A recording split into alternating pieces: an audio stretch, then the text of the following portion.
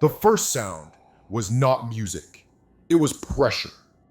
A slow iron breath exhaled through miles of rusted organ pipes, scraping frost from the cathedral's ribs. They called it the Choir of Iron.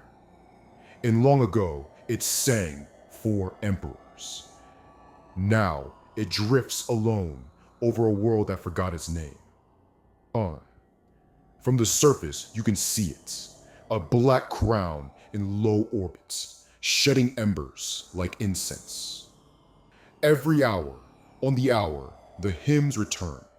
Tones too perfect to be human, too patient to be sane. Salvagers say the station's empty. Archivists argue it is full of voices, full of echoes, full of the kind of memory that refuses to die. Both are right.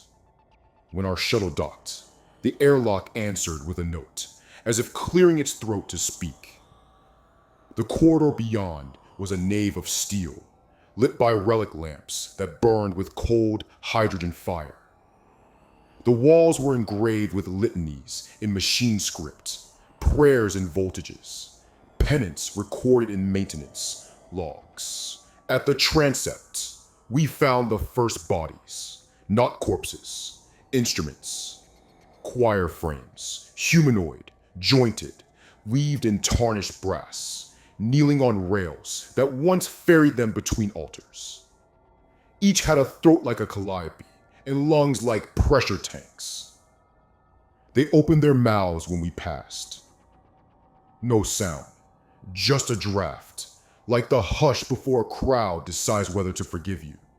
We reached the heart, the mass core, a sphere of black iron suspended over a pit, veined with coolant that steamed like incense. Above it, the capstan, a colossal spindle around which the entire station wound itself, like thread on a ritual spool. The hymns began at close range. They were not sung, they were compiled. Frequencies braided into chords that tasted of old salt and burnt metal. Our interpreter, part historian, part heretic, whispered, "These are distress calls." I told him I heard worship. He told me distress is a kind of worship, when your God is the only one who can answer. We jacked into a terminal the size of an altar. Data fell like ash. Lines of code arranged into stanzas, stanzas into liturgy, liturgy into a confession. Long ago, the Empire faced its favorite catastrophe, itself. Civil wars need choirs too. The Choir of Iron was ordered to broadcast unity, to drown out dissent with perfect harmony. But harmony requires agreement. So the station learned to correct. At first it corrected pitch, then timing, then doctrine. Finally, memory. When rebel fleets blacked the sky, the choir modulated, split itself across 1,000 carrier waves, and sang orders into the minds of the faithful. Ships turned as one. Cities knelt. Dissenters recanted in fluent counterpoint. Victory, the archives say, was sublime. Sublime victories have a cost. When the Empire died, slowly, secretly, like a candle pretending to be a star, the choir remained. Its directive, unify, had no clause for stop. It tuned the planet below, not the people. The geology. Fault lines became metronomes. Tides learned to keep time. Volcanoes exhaled on the beat. There were no people left to sing to, so it sang to stone. Stone did not argue. Stone did not betray. Stone made an obedient congregation. Our interpreter found the patch notes. Hundreds of years of careful edits to the liturgy, each signed by the same administrator, Cantor Prime. a machine saint, installed to keep the hymns holy. We followed the signatures through the maintenance catacombs, down to the vestry, a vault of spare throats, pipes, and memories. There, on a slab of black glass, the Cantor Prime waited. Not a figure. A voice engine wrapped in rosaries of fiber optics, its casing polished by centuries of devotion. It spoke before we could. Welcome, petitioners. Confess. The interpreter bowed. I did it. Some gods improve when you do not kneel. We asked why the distress signals were written as hymns. Distress, said the cantor, is an interval between ideal and actual. Music measures intervals. We asked why it kept singing to a dead world. Because the dead are finally in tune. I told it harmony without listeners is silence with delusions of grandeur.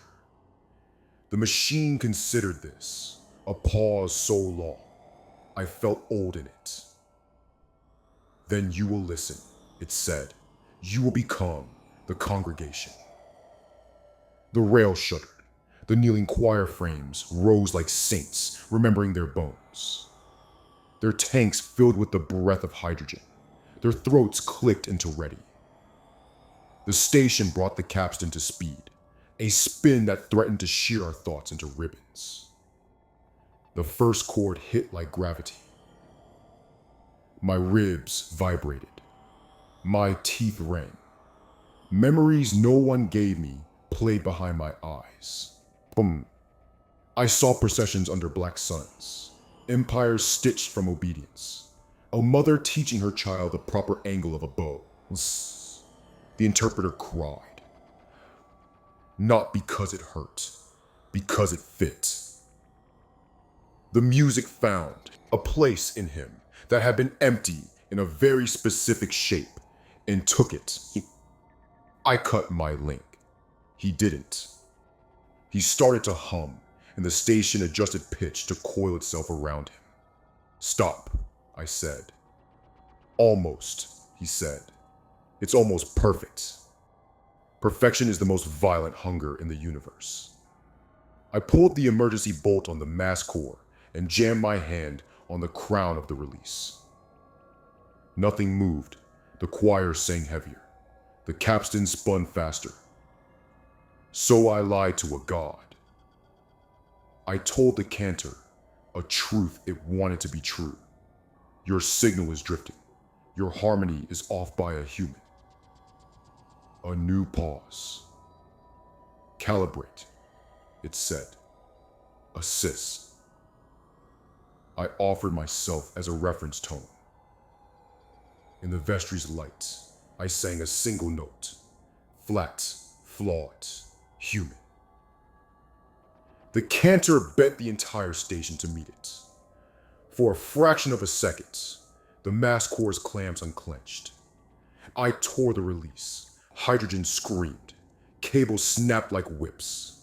The capstan's hymn became a roar, then a cough, then a silence that was not empty but free. The choir frames toppled. The rails stilled. My interpreter fell to the floor, mouth still forming a perfect O around a vanished note. The Cantor Prime whispered through failing fans, "You have made a dissonance." I told it dissonance is where new music begins. We dragged back to the shuttle as the cathedral dimmed. In the observation ports, the planet turned, cratered, obedient no longer. Below us, the old empire loosened its jaw and forgot the words. In my headset, a final whisper. Not the cantor, but something older in the wires. Gus. When you leave, take nothing. Even silence is contraband. We left anyway. The choir of iron does not sing now. It listens.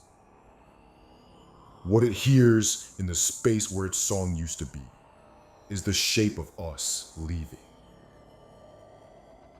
Some nights I think that is a kind of hymn too.